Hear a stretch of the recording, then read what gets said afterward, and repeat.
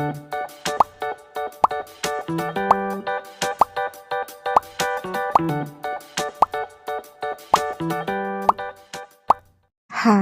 Assalamualaikum. Selamat datang di Nawasana Channel.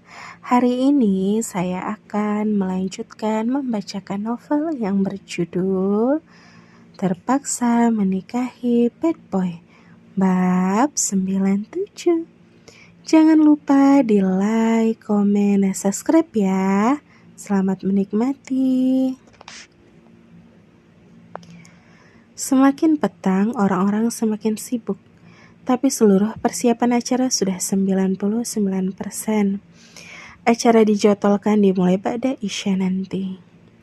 Shanum sangat berharap akan banyak yang hadir, karena semakin banyak jemaah yang mendoakan, maka ia akan semakin diberi power dan keyakinan dalam menjalani kehamilannya ini. Zahran baru selesai mandi. Sebuah baju koko berwarna putih bersih sudah disiapkan. Begitupun dengan Shanum, dia sudah mengenakan gaun panjang dengan warna yang sama.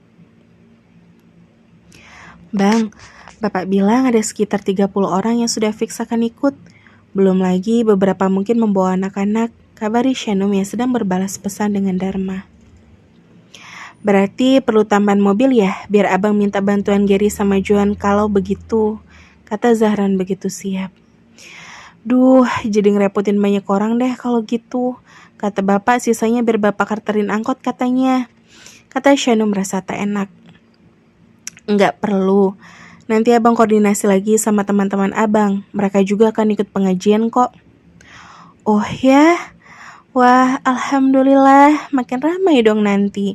Makin banyak yang datang, makin banyak yang doain kita, nak. Sambut Shanum dengan penuh sukacita sembari mengelus perutnya. Papa juga kayaknya mengundang beberapa staf dan rekan bisnisnya. Papa Ilham beneran antusias ya. Benar-benar tersanjung aku jadinya. Anaknya cuma satu, mantunya juga cuma satu. Ya harus dibawa seistimewa mungkin lah, kata Zahran sembari mengencingkan pakaian dan dia tampak begitu bercahaya. Shanum terpanah menatap suami bad boy-nya itu kini berbalut pakaian koko bernuansa putih. Ketampanannya bertambah berkali-kali lipat. Beruntungnya aku jadi istri kamu, jadi menantunya Papa Ilham, ungkap Shanum jadi tergoda untuk membantu Zahran mengencingkan pakaiannya. Shanum bangkit dari duduknya, berjalan menghampiri pada Zahran yang berdiri di tengah ruangan kamar, lalu mengambil alih untuk memasukkan anak kancing ke lubang dari tangan Zahran. Zahran senang sekali dihampiri dan dibantu oleh bidadari hatinya. Zahran juga menumbuhkan pancaran cahaya di wajah istrinya. Wajahnya yang cantik berseri menjadi semakin bersinar dengan pakaian serba putihnya. Abang cakep banget pakai ini. Kayak visual koko-koko ustadz tampan di novel-novel yang aku baca. Puji Shanum lalu terkekeh membayangkan. Zahran hanya merespon dengan senyum yang membuat Shanum tambah meleleh. Tahu nggak sih bang, begitu kamu masuk ke dalam kehidupanku, aku tuh kayak lagi hidup dalam dunia novel. Indah dan penuh kejutan. Kamu sangat sempurna, seperti tokoh fiksi yang digambarkan para novelis. Kadang aku ngerasa kalau kamu seperti tidak nyata. Tapi kisah kita sudah sampai pada titik ini. Titik di mana benih yang kamu titipkan di dalam rahimku semakin bertumbuh, sudah diberi ruh dan menunggu untuk dilahirkan dan melengkapi kehidupan kita. Shanum merangkaikan kata-kata dengan indah membuat tambah Zahran tambah betah saja ada di dalam momen itu. Sejak hobi baca novel, kata-kata kamu makin manis saja ya, goda Zahran. Ya gitu deh, sautnya sambil tersipu. Tapi ingat, jangan sampai jatuh cinta sama siapapun termasuk sama tokoh dalam novel yang kamu baca itu. Abang beneran cemburu juga sama tokoh fiksinya ya. Itu lebih berabe lagi. Gimana cara abang ngasih pelajaran sama objek khayalan kamu itu? Aman. Setiap kali baca novel visual yang kubayangkan cuma abang kok serius deh. Bukan aktor-aktor Korea atau aktor luar yang punya perut kayak roti sobek. Bukan. Aku gak suka sama mereka. Aku mah sukanya cuma sama abang, dalam dunia nyata. Dalam dunia halu yang terbayang cuma abang. Oke, pertahankan itu kalau begitu. Kalau sudah cemburu, Zahra memang tak pandang objek. Objek fiktif sekalipun kalau sudah menyita perhatian istrinya, maka Zahra akan sangat cemburu. Dia definisi lelaki bucin, salah hatinya sudah disetting Tuhan untuk tertuju untuk satu perempuan saja. Dan itu setelah hatinya menemukan kenyamanan bersama dengan Shenum. Diana jarang sekali memakai pakaian panjang dan memakai kerudung. Tapi malam ini dia sudah memutuskan walau hati tercabik. Diana mantap untuk ikut menghadiri undangan dari Ilham Prayoga. Walau tak ada dress code yang ditentukan oleh tuan rumah, tapi sepertinya warna pakaian yang Diana pakai saat ini merepresentasikan perasaan terhadap si empu acara. Hitam. Ya, Diana malah memakai sebuah abaya hitam dengan kerudung selendang berwarna senada. Walau tak ada yang salah, tapi penampilan Diana malah seperti orang yang akan menghadiri pemakaman saja. Kamu yakin akan ikut? Tanya Arsen yang juga sudah siap dengan kemeja putih. Kenapa? Kamu bertanya begitu. Apa kamu berharap aku gak ikut? Tanya Diana dengan sinis. Ya sudah, ayo kita pergi. Tapi apa kamu gak ada pakaian lain? Kenapa harus serba hitam? Arsen masih menyempatkan untuk protes membuat Diana tambah kesal. Kenapa? Keberatan? Aku cuma mau jujur lewat pakaian yang aku pakai ini. Kebahagiaan anak itu adalah duka cita buatku. Arsen diam. Oke. Arsen memilih untuk diam saja. Kalau merespon terus, bisa-bisa mereka akan terus berdebat, bertengkar, dan batal pergi. Memenuhi undangan Ilham. Tok-tok. Nih, Pih, aku akan ikut. Aku udah siap. Tiba-tiba Melissa mengetuk pintu dan berseru seolah mengonfirmasi kalau dirinya akan ikut. Diana sempat agak panik, takut Melissa mendengar kata-katanya. Walau tak ada kalimat yang mengatakan soal rahasia kelam itu. Semoga Melissa gak dengar apa-apa. Harap Diana di dalam hati. Arsen membukakan pintu kamar dan entah kenapa, Melissa juga kompak memakai pakaian serba hitam saat ini. Serius, kamu juga mau ikut, Mel? Tanya Diana meyakinkan. Biar sakit hatiku gak nanggung. Ya udah, aku ikut aja. Kita lihat sejauh apa aku bisa bertahan dalam uji nyali ini. Jawab Melissa dengan wajah muram. Sayang, biar papi sama mami aja yang pergi. Kamu di sini aja. Panggil Alexa atau perlu buat nemenin kamu. Usul Arsen. No, Pi. Pokoknya aku ikut. Aku tunggu di mobil. Kata Melissa kekeh, lalu memutar langkah, tapi beberapa detik dia berbalik lagi dan menatap kagum pada Diana. PTW, kita kompak banget, Mi. Kayaknya apa yang ada di dalam hati dan di dalam otak kita tuh connect banget ya. Kata Melissa. Yeah, I know it's so hard for you, so I'm deeply sad for the happiness. Saut Diana sebagai bentuk simpati pada putrinya. Unch, Mami, you're the best. Mami paling tahu gimana cara mendukung aku. Anytime, honey, kamu adalah yang terpenting buat Mami. I love you. I love you more. Diana bicara dengan santai, penuh emosi, dan Arsen bisa merasakannya. Istri dan putrinya memang sangat kompak. Keduanya memakai pakaian serba hitam seperti akan menghadiri pemakaman saja. Tapi Arsen tak berani protes lagi.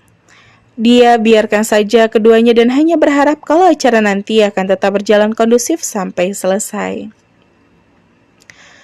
Para tamu mulai berdatangan, beberapa tetangga kediaman Ilham, rekan bisnis Ilham, para staf kantor dan Ilham menyambut mereka dengan hangat.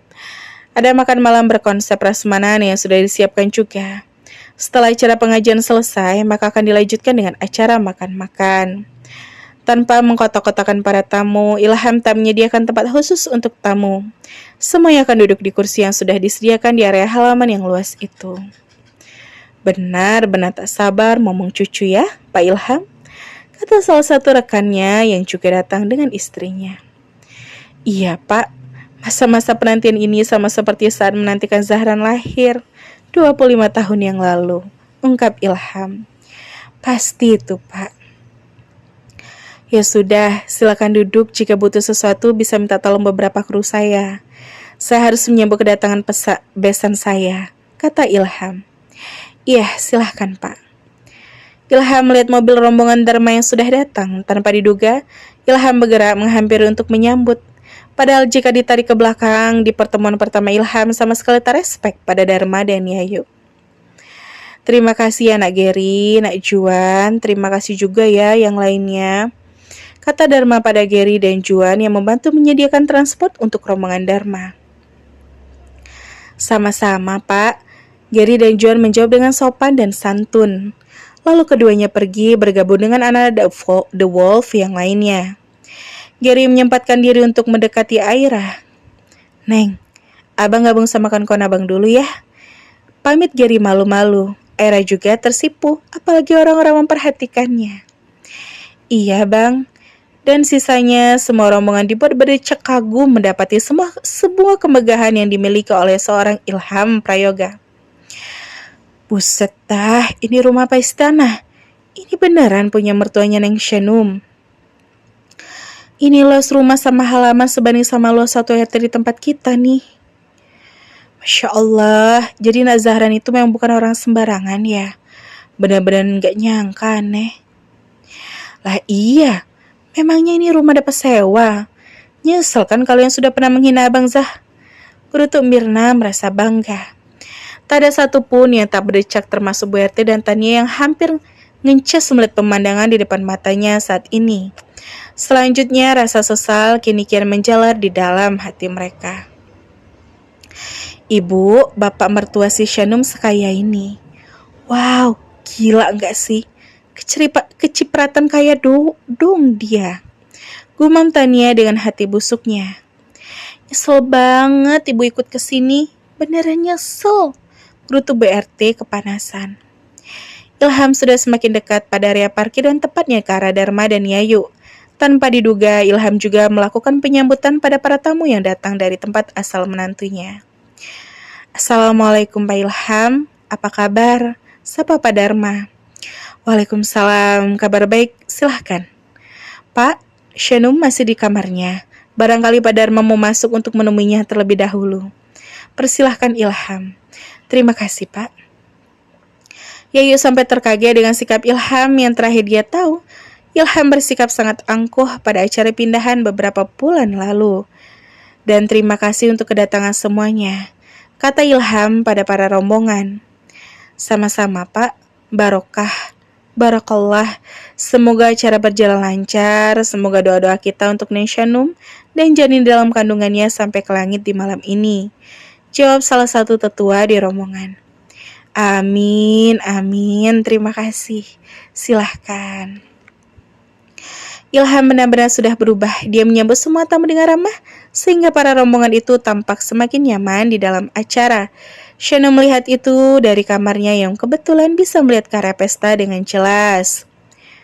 Aku gak nyangka, Papa Ilham juga nyambut kedatangan Bapak sama rombongannya. Ungkap Shanum makin bahagia. Ya, sekarang abang percaya kalau Papa benar-benar udah berubah.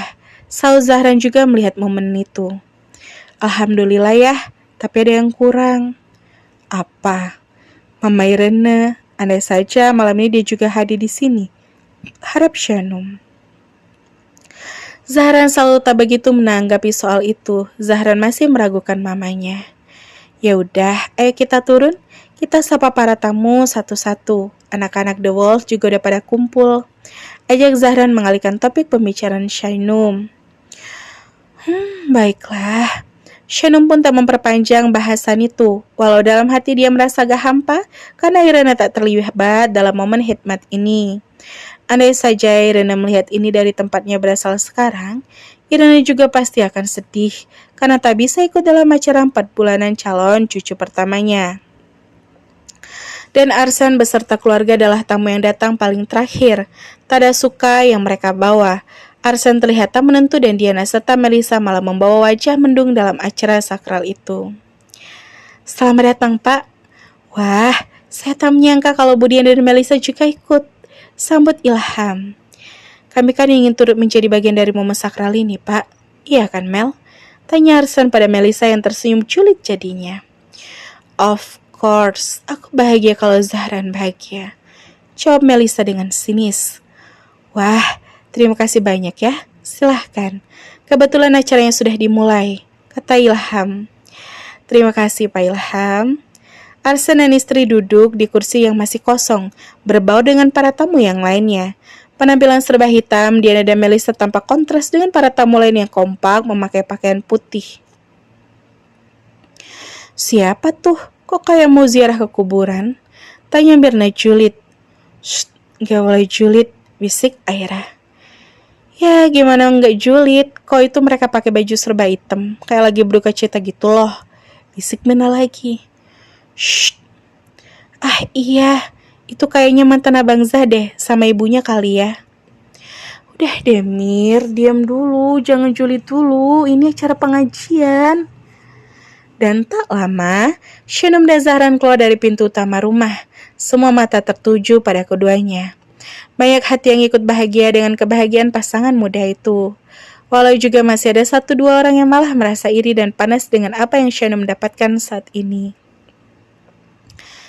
Itu Shanum. Masya Allah, cantik banget ya. Iya dong, ikut bahagia rasanya. Itu menantunya Pak Ilham ya. Wah, ayu sekali ya. Beberapa tamu mengutarakan kekaguman mereka pada si pemilik acara malam ini. Shano menebar senyum sebagai sapaan secara umum kepada seluruh tamu yang ada. Sayangnya, dia tak bisa menyapa satu persatu karena acara sudah dimulai. Setelah dibuka dengan doa, lanjut pada acara pembacaan ayat suci Al-Quran, mata Diana tak lepas memperhatikan pada Shanum. Walau dia tahu kalau Shanum tak salah apa-apa, tapi kebencian di hati Diana malah semakin bertambah setiap kali melihat senyum bahagia di wajah Shanum. Dan bersambung sampai ketemu di bab selanjutnya ya. Wassalamualaikum.